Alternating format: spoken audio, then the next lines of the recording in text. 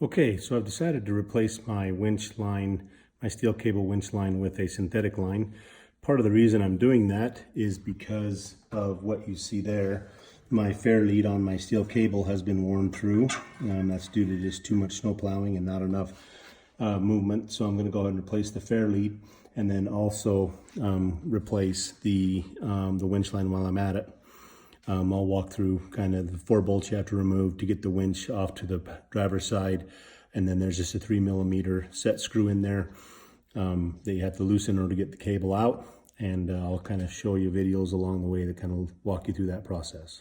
Okay, here I'm looking at the passenger side of the vehicle. I've got the Polaris 4500 winch installed, came with the vehicle. On the bottom side of the winch mounting plate, there's a bolt here and also a bolt over here. And remove those 2 bolts and the same 2 bolts on the other side. And then the winch slides out to the driver's side to where you can get to the spool and start removing the cable. As you can see, I've got the winch bolts loose. And I will go ahead and reach in there and remove those. They're 1/2-inch head bolts, about 1 inch long, a little bit of Loctite on them. Okay, there you can see on the passenger side, I've got the bolts loose. I'm just gonna reach in there and take those bolts out as well. So now with the bolts removed, the winch is completely loose in there. So I'm gonna go ahead and move it to the driver's side and disconnect the cable.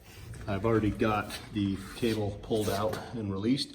I'm gonna be replacing this fair lead with the smooth billeted aluminum fair leads that work well with the synthetic line. Okay, as you can see, I've got the winch pulled off to the driver's side. There is a little set screw right there. It's a 3mm Allen head that you have to loosen in order to get the cable loose. So now that I've got that loosened, I will go ahead and pull the cable out. Just remember which way your cable is feeding in, as you want it to wind the same way when you put your new synthetic line in. So I'll go ahead and pull the cable out and then route my new cable into the spool. Okay, so I've got my line fed through the drum and I've got it looped underneath the first wrap around the drum. And then I use some electrical tape on the tip to kind of make the rope a little more stiff to push through the hole, which went through pretty easy. And then you just run that little extra lead across the drum. And then as you slowly start winding, it'll hold the line in place. So I'm going to go ahead and reposition my winch back in there, get some bolts in it, and then go ahead and tighten up the line on the drum itself. One other thing I've done is I've installed my new fair lead on the front, and I'm just waiting to get the winch put in so I can roll up the rest of my line. Okay, as you can see, I got my winch reinstalled.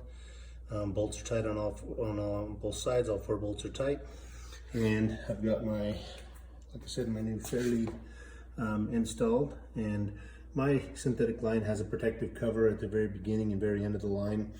I think it's just kind of a heads up on where you're at with regards to your line, and also gives it an additional level of protection from fraying or being damaged. So I'll go ahead and roll that up evenly on the spool and I'll be good to go. Okay, so I'll go ahead and finish that project, and all in all it took me about 1.5 hours total. Had to fight that line to get through that spool. That was a little difficult, but tool wise it was pretty simple. Had a 1/2-inch ratcheting wrench and then a 3mm